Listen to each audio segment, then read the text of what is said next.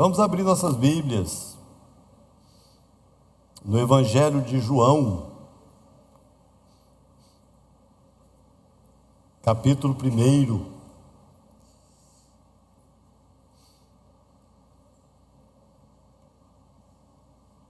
Evangelho de João, capítulo 1.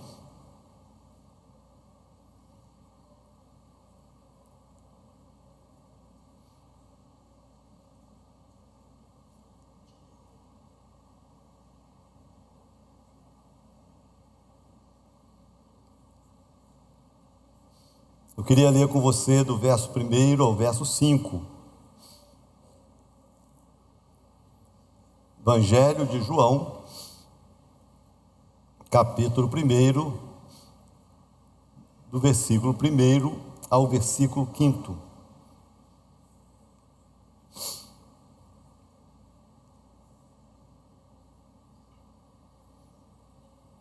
Se você ainda não tem uma Bíblia, baixe o aplicativo da igreja. O aplicativo da igreja é de graça para vocês. E tem lá uma Bíblia disponível, né, para você facilitar aí a sua vida. João capítulo 1, do verso 1 em diante, diz assim: No princípio era o Verbo, e o Verbo estava com Deus, e o Verbo era Deus. Ele estava no princípio com Deus. Todas as coisas foram feitas por intermédio dele, e sem ele, nada do que foi feito se fez. A vida estava nele, e a vida era a luz dos homens. A luz resplandece nas trevas, e as trevas não prevaleceram. Queridos, vamos lá.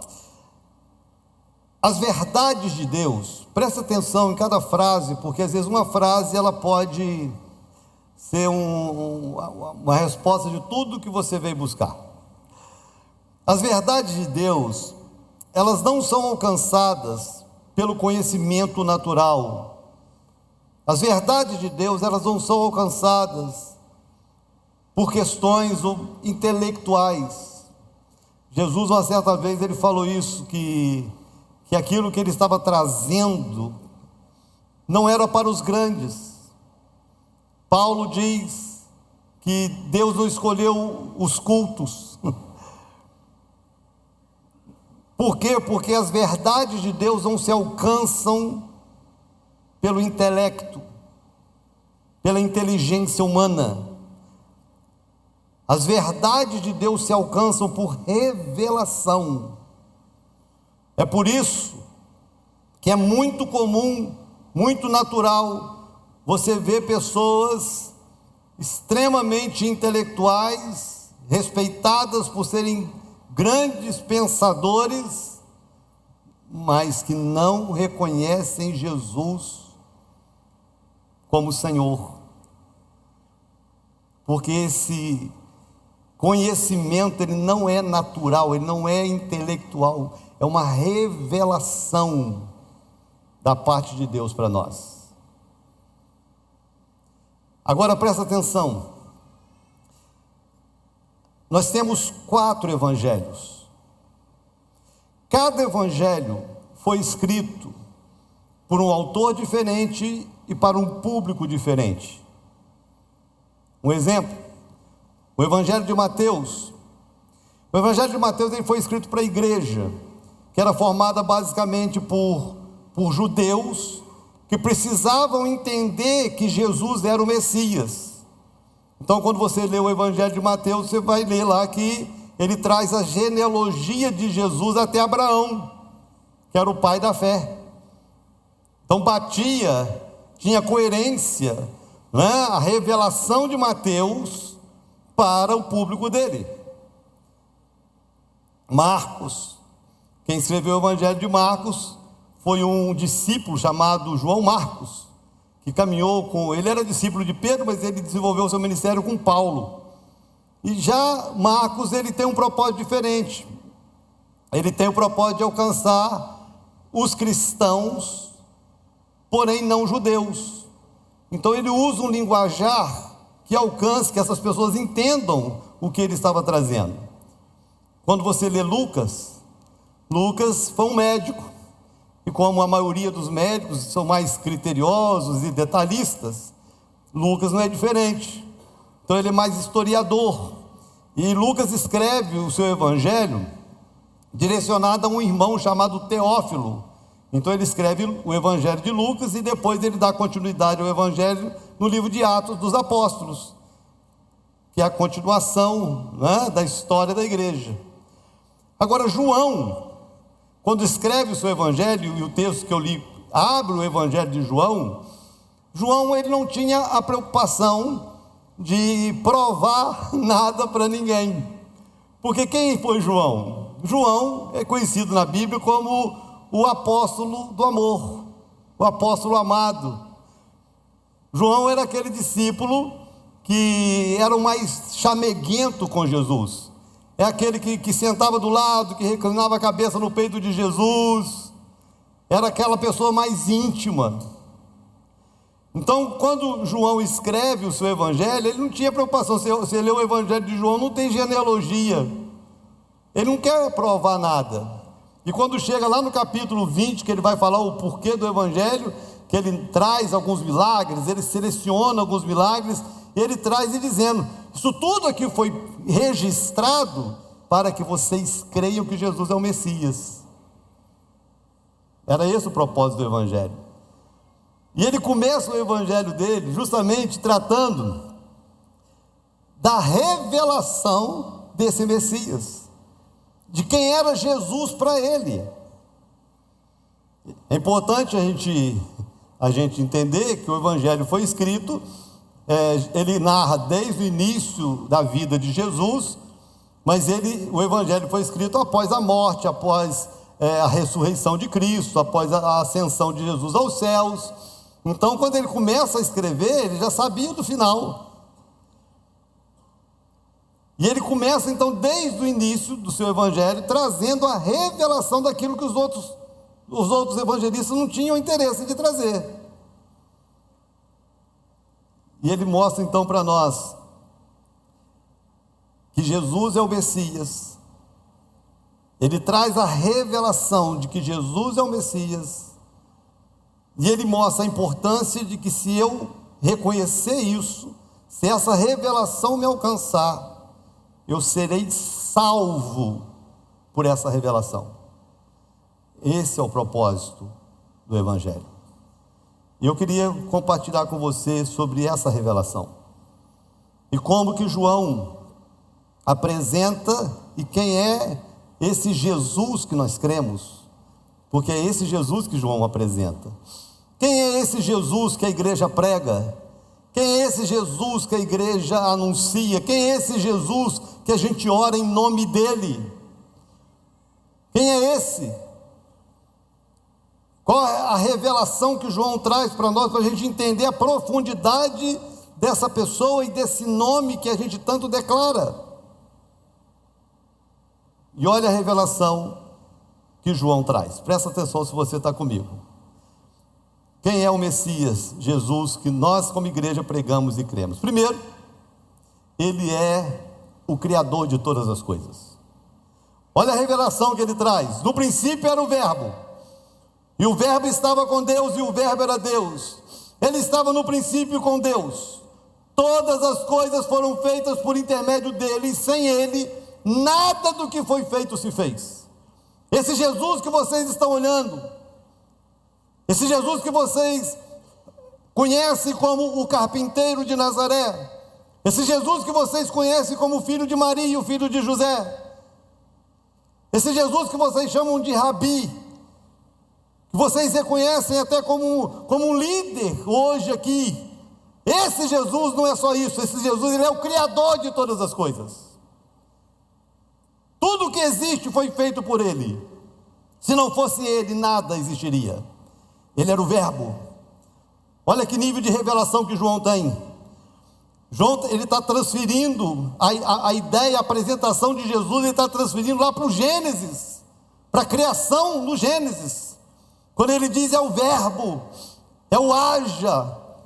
Quando você lê Gênesis, que o livro de Gênesis começa narrando a criação de Deus, e a criação de Deus foi com declarações Deus disse: haja luz, e houve luz. Haja o firmamento, e houve o firmamento. João está dizendo: esse haja era o próprio Jesus, fazendo acontecer, fazendo existir aquilo que do nada se tornou real.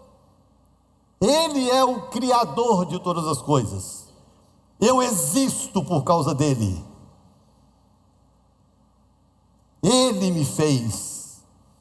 Ele não é apenas o carpinteiro de Nazaré. Ele não é apenas uma pessoa teologicamente estudável. Ele é o próprio Criador. Essa é a revelação. E como isso é importante para nós cristãos. Porque ainda existem pessoas, inclusive dentro do cristianismo, que não alcançaram esse nível de revelação, e às vezes olham para Jesus como se Jesus fosse menos Deus que o Pai, fosse menos Senhor que o Pai. E João está dizendo: não, Ele é o próprio Criador. Isso para a igreja tem um impacto extraordinário. Mas eu fico imaginando para os judeus que sempre olharam para o Elohim, para o Jeová, como o Criador de todas as coisas, e ele traz: não, Jesus é Ele fez, Ele foi a expressão que fez acontecer. O início de todas as coisas é a partir dele. Tem uma palavra no hebraico que ele é muito interessante para explicar a criação, que é a palavra bará. E essa palavra, ela significa que, traduzindo para a nossa realidade, que Deus pegou o nada como matéria-prima para fazer tudo que existe. O haja de Deus, haja isso, haja aquilo, a expressão é bará. Isso só se entende por uma revelação. A ciência não consegue entender isso, porque para a ciência, para algo existir, precisa ter um início. É aqui que os evolucionistas, eles batem cabeça. Porque para se existir um átomo, para se existir uma bactéria que pudesse evoluir e formar um ser vivo, tinha que haver um início, e ninguém é capaz de criar nada sem nada, ou de criar alguma coisa sem nada. João chega e fala: não, ele é o início. Ele é o início, ele é o bará, ele é o verbo, ele é a palavra que pega o nada e transforma o nada em tudo. É por isso que a minha fé em Jesus, essa revelação de quem é Jesus para mim, traz para a minha vida segurança, traz para a minha vida paz, traz para a minha vida convicções, que só quem tem a revelação de que de fato é Jesus pode viver. Presta atenção nisso. Eu estava ouvindo uma história um tempo atrás, para você entender o nível, esse nível de revelação do Criador Jesus que nós servimos, que é o Senhor da nossa vida. Uma historinha de que um carro, há muitos anos, um carro deu defeito. Aí a pessoa ali, o dono do carro, tentando consertar, e ele não conseguia fazer o carro funcionar. De repente passou um senhor. Aí o senhor foi lá, abriu o capô, mexeu numa peça, falou: liga. Aí o carro ligou. Aí o dono do carro assim: como é que você conseguiu resolver tão rápido? E quem na verdade estava mexendo no carro era o criador do carro, Harrison Ford. Ford. Ele falou assim: eu fiz. Fui eu que fiz, fui eu que planejei, fui eu que idealizei isso aqui. Então eu sei aonde está o defeito, eu sei aonde está o problema. Quando eu olho para Jesus como o meu Criador, Ele sabe onde estão os meus defeitos, Ele sabe as minhas fragilidades, Ele me conhece cada célula do meu corpo, tudo está patente aos olhos dEle. Ele não é apenas o que a religião às vezes quer anunciar, o menino Jesus, ou o homem pendurado na cruz. Não, isso aí é o que a religião pode apresentar, mas não é a revelação que a Bíblia traz. A revelação que a Bíblia traz de Jesus não é de um menino que ficou na manjedoura, nem de um homem que ficou na cruz. A revelação que a Bíblia traz de Jesus é do próprio Criador, daquele que por Ele todas as coisas existem e subsistem, inclusive a nossa vida. A nossa vida está nas mãos de Jesus. Que Jesus é esse? O Criador de todas as coisas, aquele que do nada é capaz de transformar e de fazer qualquer coisa. Tem esperança para quem tem Jesus, para quem tem a revelação de quem é Jesus. Todas as vezes que você pensar em Jesus, tire essa ideia, né? De que Jesus eu nem gosto de usar essa expressão, a segunda pessoa da Trindade, como se houvesse uma hierarquia, né? O Espírito Santo é a terceira pessoa da Trindade, como se houvesse uma hierarquia. Eu não gosto de pensar na Trindade dessa forma. Eu prefiro olhar para a Trindade e dizer: Jesus é uma das três pessoas da Trindade, e o Espírito Santo é uma das três pessoas da Trindade, porque o próprio Jesus disse: eu e o Pai somos um, quem vê a mim vê o Pai. Assim como o judeu olhava para o Pai como o Criador de todas as coisas, João diz: o Criador de todas as coisas é Jesus. A sua vida está nas mãos do Criador. Quando você entregou a sua vida para Jesus, você entregou a vida para aquele que te fez. Portanto, Ele te conhece por dentro e por fora, conhece os nossos pensamentos. Como o salmista tenta registrar a onisciência de Deus, a onipresença de Deus, não existe nada que possa se ocultar aos olhos do meu Criador, nada pode me ocultar aos olhos do meu Jesus. João apresenta Jesus como o Criador, o Criador de todas as coisas. Sem Ele, nada do que foi feito se fez. Segundo, a segunda revelação de quem é esse Jesus, de quem é esse Messias que a igreja prega e crê. Além de ser o Criador, Ele anuncia que Ele é a vida eterna e verdadeira. Olha o que Ele diz: todas as coisas foram feitas por Ele, e sem Ele nada do que foi feito se fez. A vida, presta atenção nisso, a vida estava nele, e a vida era a luz dos homens. A vida estava onde?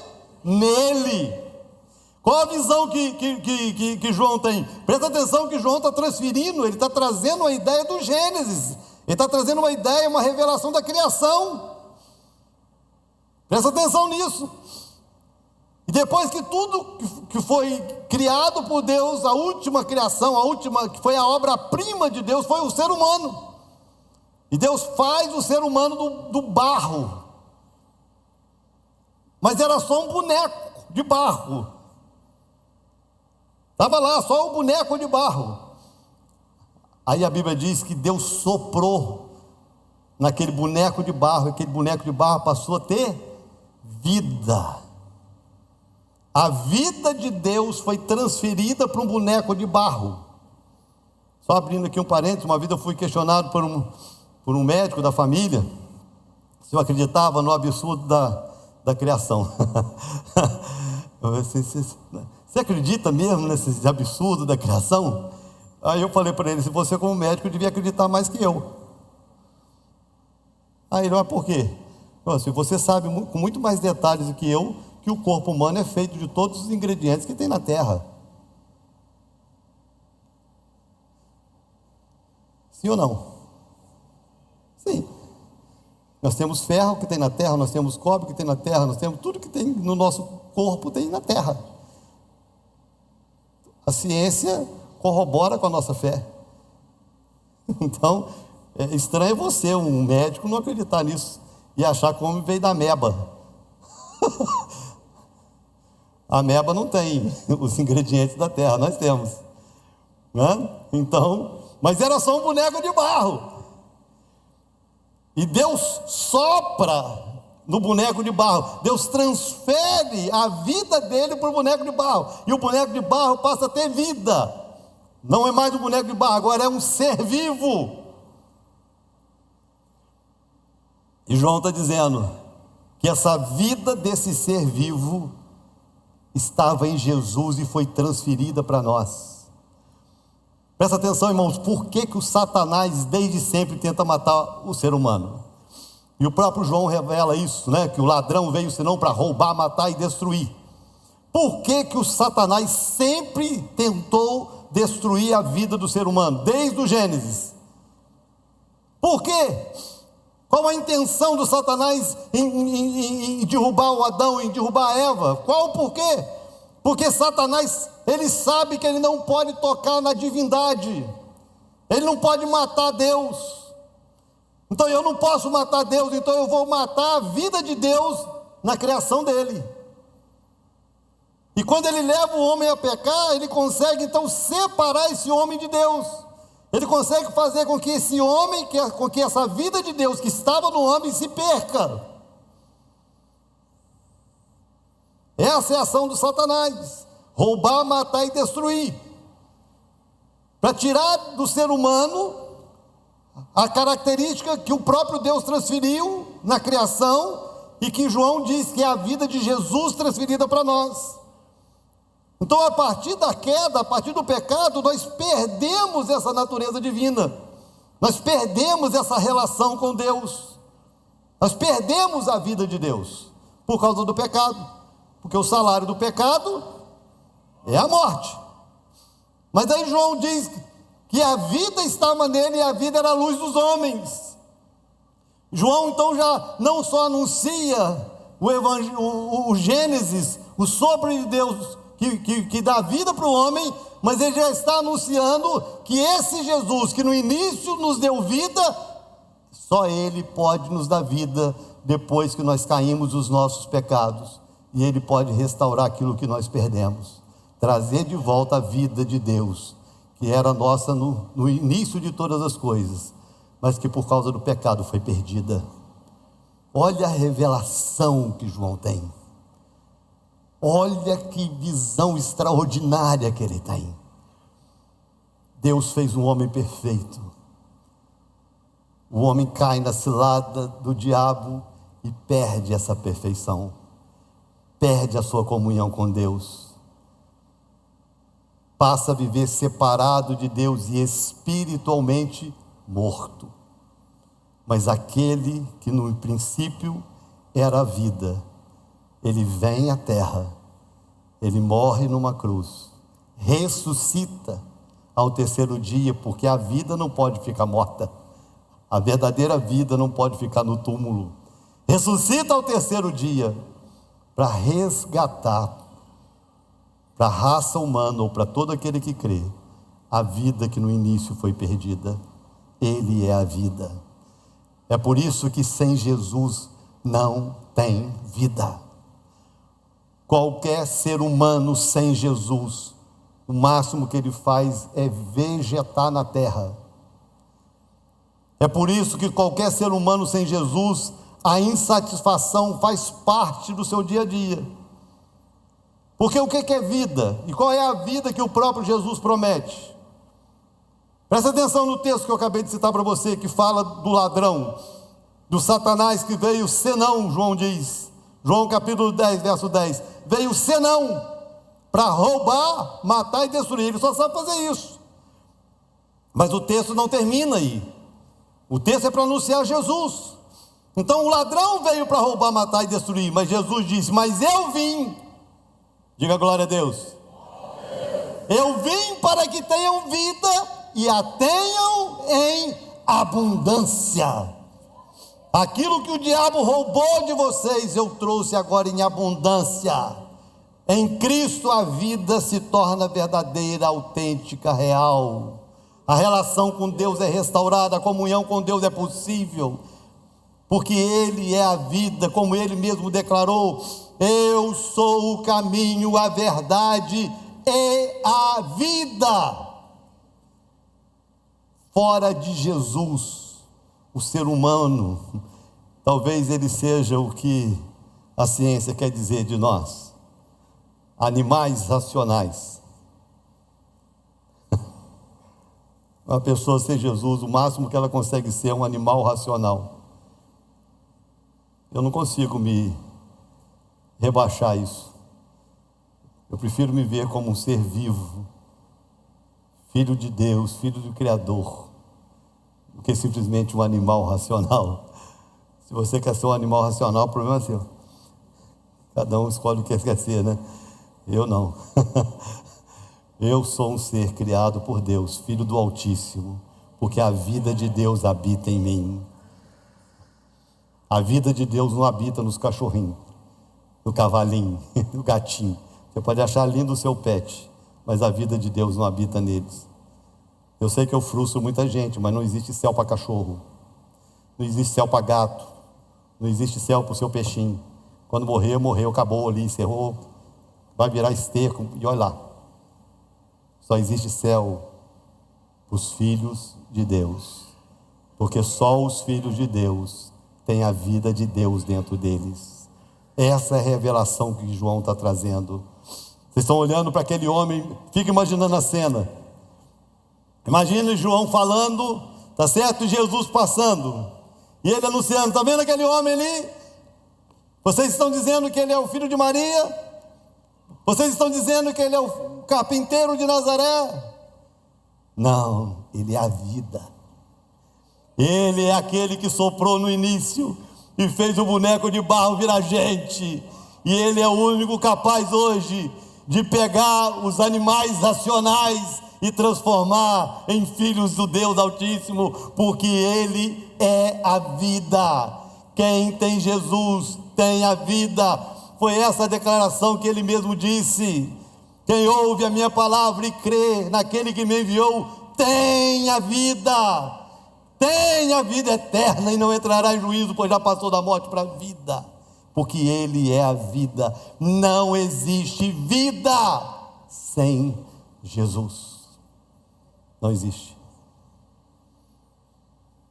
Terceira revelação que João traz: além dele ser o Criador, além dele ser a vida eterna e verdadeira, ele é, na revelação de João, a luz que resplandece nas trevas. A vida estava nele, a vida era a luz dos homens. A luz resplandece nas trevas, e as trevas não prevaleceram contra ela. Jesus, ele se apresenta como a luz do mundo, e ele diz que quem crer nele não andará em trevas. Então ele é a luz. Presta atenção, gente, porque dentro do kardecismo, a ideia que o kardecismo tem de Jesus, que Jesus é um homem iluminado, resultado de muitas encarnações. Ele chegou a um nível de perfeição e se tornou um iluminado. Essa é a ideia do kardecismo. Jesus é um iluminado. Quem é de lá ou quem já veio de lá sabe que essa é a ideia do kardecismo. Mas não é essa a ideia bíblica. Não é essa a ideia, não é essa a revelação que a palavra de Deus traz sobre ele. Ele não é um iluminado, ele é a própria luz. Ele é a própria luz. Presta atenção, porque no Gênesis tem um ponto assim de interrogação na cabeça dos teólogos. Por que que Deus cria a luz e só vai criar o sol depois?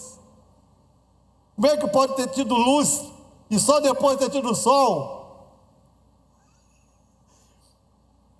Então na criação ele já se apresenta, porque ele era a luz, e não existe luz fora dele. Eu sou a luz do mundo.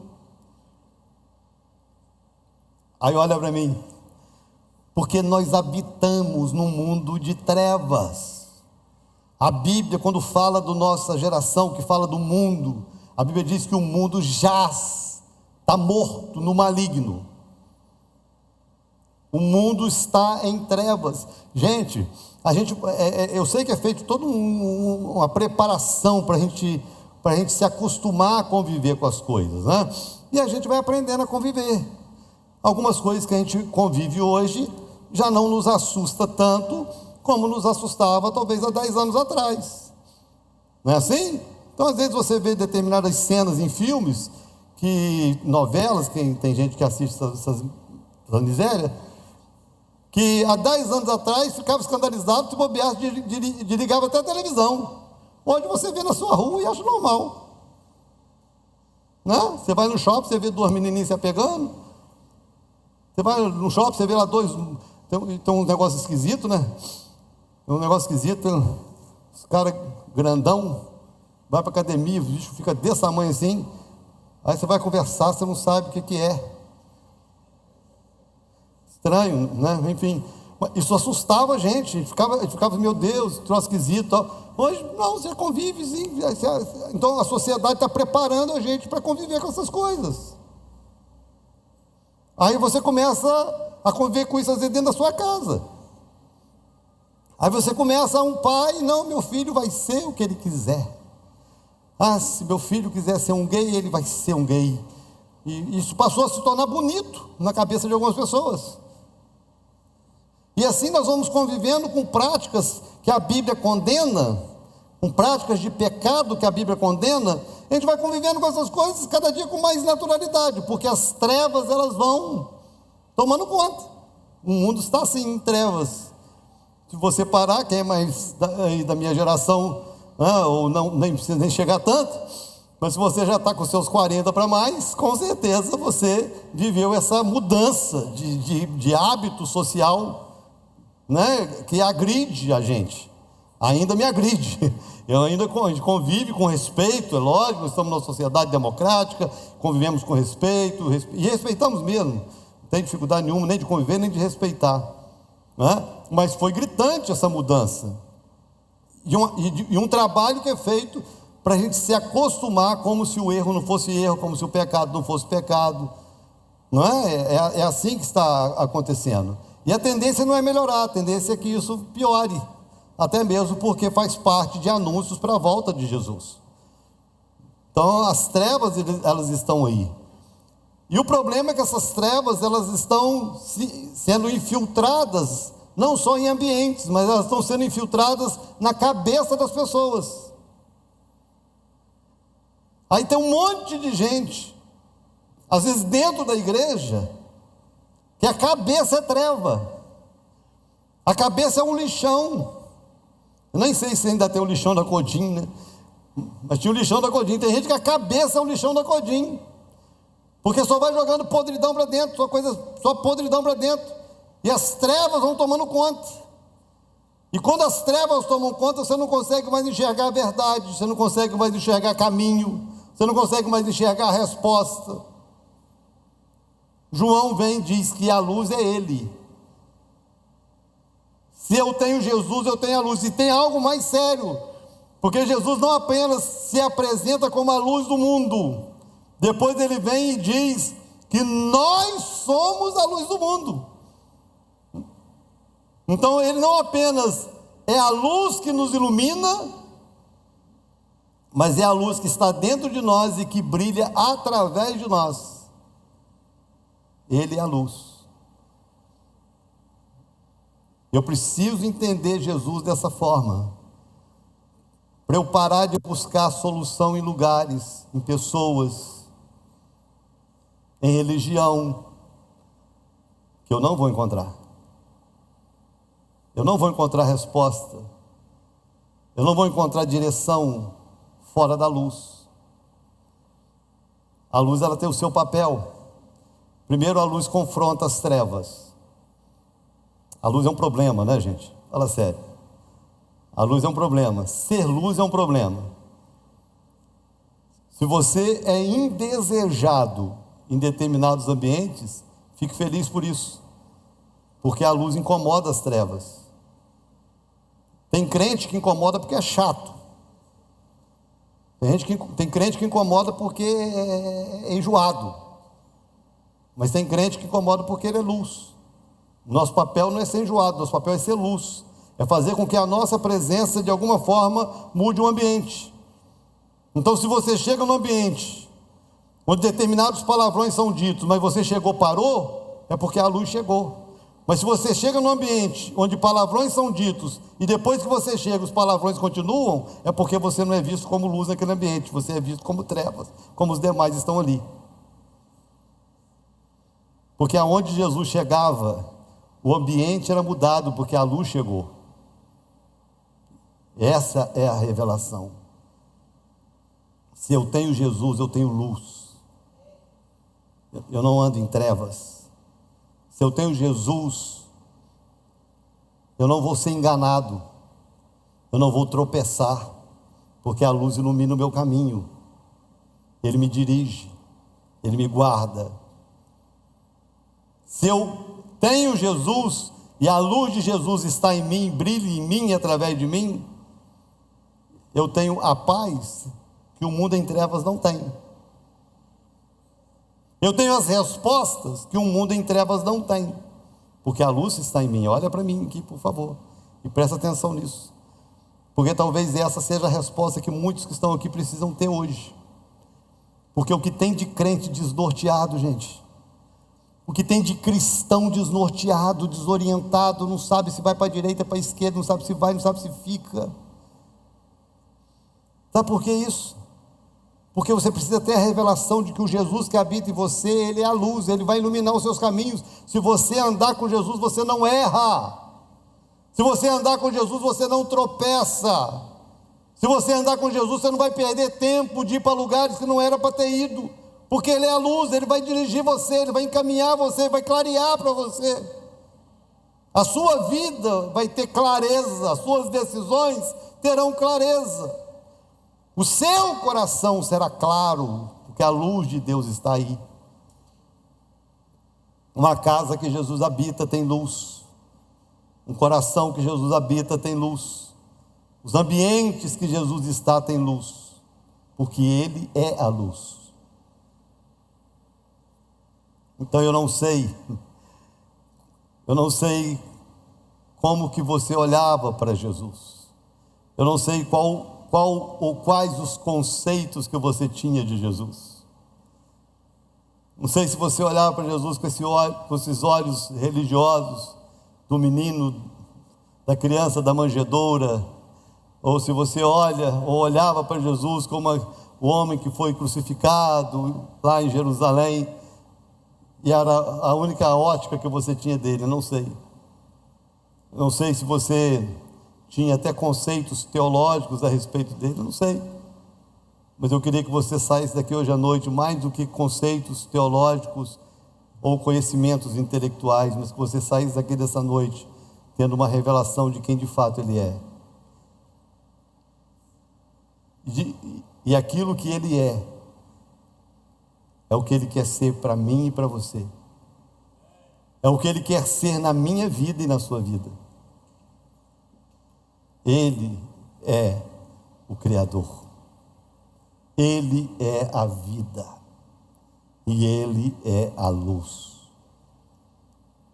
É por isso que eu posso afirmar que quem tem Jesus tem tudo. E se você tem tudo e não tem Jesus, você é um miserável que não tem nada. Porque o ser humano sem vida, sem um Criador e sem luz, ele não é nada. Que essa revelação alcance o seu coração. E que você saia daqui hoje à noite conhecendo Jesus dessa forma e se relacionando com Ele dessa forma. É assim que Ele quer ser conhecido por cada um de nós. É assim que Ele quer ser conhecido pela sua criação. Vamos ficar de pé.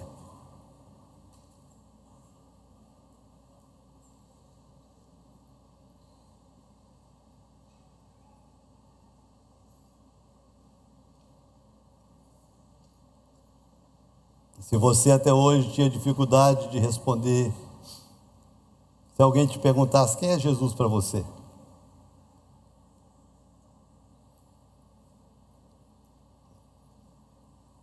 e se você não tinha uma resposta, você pode continuar tendo muitas respostas. Se você quiser que eu te dê uma resposta teológica, eu posso te dar. Eu posso provar para você toda a humanidade de Jesus, como eu posso provar para você toda a divindade de Jesus. Então, se você quiser uma explicação teológica a respeito dele, eu posso te dar. Se você quiser uma comprovação histórica de Jesus, eu também posso te dar. Eu já tive a oportunidade de pisar nos lugares que Jesus pisou e de entrar no lugar que ele foi sepultado. Então eu posso mostrar para você historicamente que ele viveu nessa terra e o que ele fez nessa terra. Mas essa noite eu não quero te apresentar o Jesus, nem o histórico e nem o teológico. Eu quero mostrar para você e apresentar para você o Jesus da revelação. Aquele que morreu numa cruz, sim, mas que ressuscitou ao terceiro dia para nos dar vida eterna. Porque aquele que nos fez, ele é poderoso para nos salvar. Aquele que nos fez é poderoso para nos dar a vida. Aquele que nos fez é poderoso para nos dar a luz e transformar as nossas trevas em luz. Eu queria orar com você. Queria que você fechasse os seus olhos, onde você estiver. Todos, toda a igreja, por favor. Queria que você fechasse os seus olhos. Eu queria que você colocasse a mão no seu coração e que você tivesse um momento de reflexão. E a reflexão é o seguinte: não é apenas o conceito que eu tenho de Jesus. A reflexão é: se eu tenho esse Jesus na minha vida, se eu tenho essa vida em mim, se eu tenho essa luz em mim, se eu tenho essa revelação em mim. Porque se eu não tenho, eu preciso ter, e eu quero ter. Eu queria que você repetisse uma oração comigo. Toda a igreja, por favor, repita. E repita o mais alto que você puder. Diga assim: Senhor Jesus, obrigado por essa noite. E obrigado por essa palavra que me apresenta quem é o Senhor.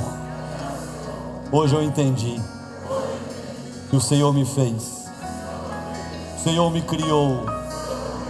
Por isso, o Senhor me conhece.